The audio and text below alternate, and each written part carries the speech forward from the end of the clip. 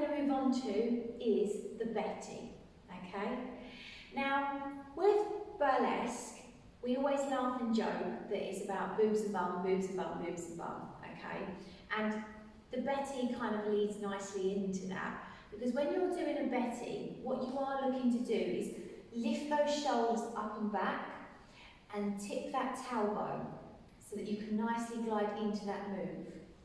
Now, what's really important with the Betty is that you hold your core strong so that your spine doesn't overarch or feel strained in the move, and that you also think about your knees and you protect your knees both on the transition down and the transition up.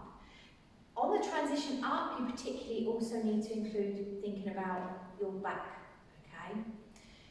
This is one of them moves that you can use it as a power pose, and you can use it as movement.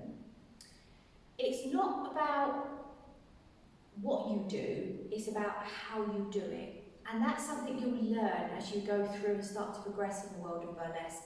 It's not what you do, it's how you do it. Yeah?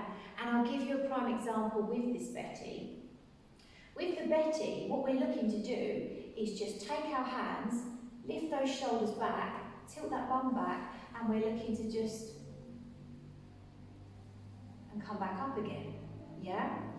So remember, these are power poses. So say you were sort of getting ready for a photo, or you were sort of putting yourself in position for a nice little photo shoot. You would get yourself into position, hold, and then come back up again. If you're creating it as part of movement, that Betty has a lot of potential. You can come down here, but you can also come all the way down to the floor, because then you've got a cluster of other moves that can follow on. But we have to be careful about how we look getting back up. And this is where I say it's not what you do, it's how you do it.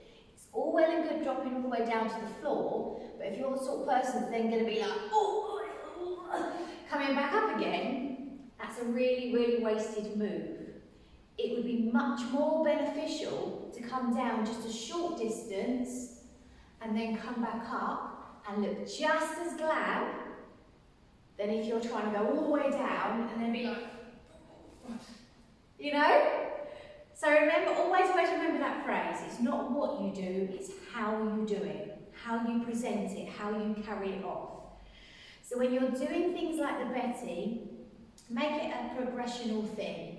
Please look after your knees, yeah? Think about the muscles attached around the knees and how strong they are and how you're working them. And think about your back, okay? Because at no point when we're doing stuff like that should we then be rounding off our backs to come out.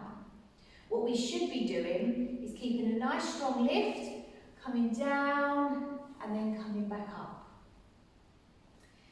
Now there's two ways to do a Betty. Okay, I'm going to start getting technical with you now, so I hope I don't lose you.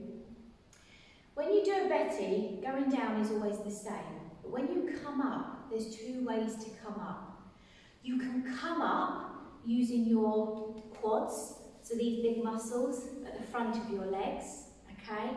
Or you can come up with a tabletop lift, where you're actually changing the stance of the movement and you're using the backs of your legs, okay?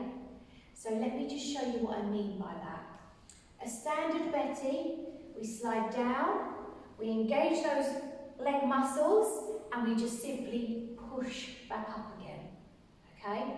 And that core impact of the move is going to be on those fronts of the legs. And that doesn't matter whether we're just here or whether we're all the way down. If we're coming all the way back up again with our shoulders high, the main movement and the force of the movement will come from the quads. If we're going for a tabletop lift up, what that can do is that can take the pressure off of the knee joint, okay? And the reason why I teach you this is not to bore the hell out of you, it's because some people do obviously have delicate knees, arthritis, and we just want to make sure that we're giving options available to everybody.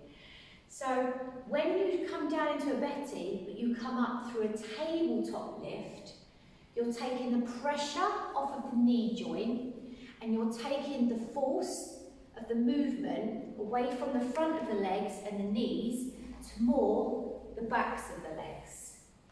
So now let me show you what I mean. And Betty, we've gone down. I'm now going to lift my tailbone, drop my shoulders a little bit, yeah? And I'm now pushing up from the backs of my legs. Once I'm up, I'll then roll my shoulders up as well. So I've now changed that Betty move. I've done from a Betty down, Betty up, to a Betty down and a tabletop lift up. I've taken the pressure off of my knees. I've changed the core movement from the fronts of my legs to the backs of my legs, okay?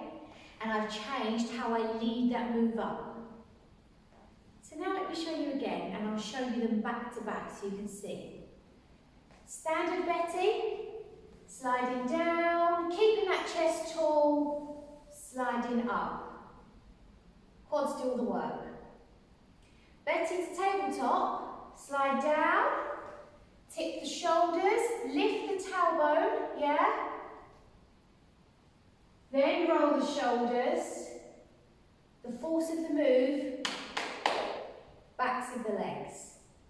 But again, it's really important we look after those backs. What we don't want to do from that is then hunch and start changing the impact on our spine.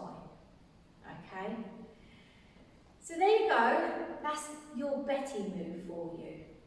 I hope that makes sense. And like I say, I wanted to give you both options at one, because then you've got two different moves there of foundation of movement.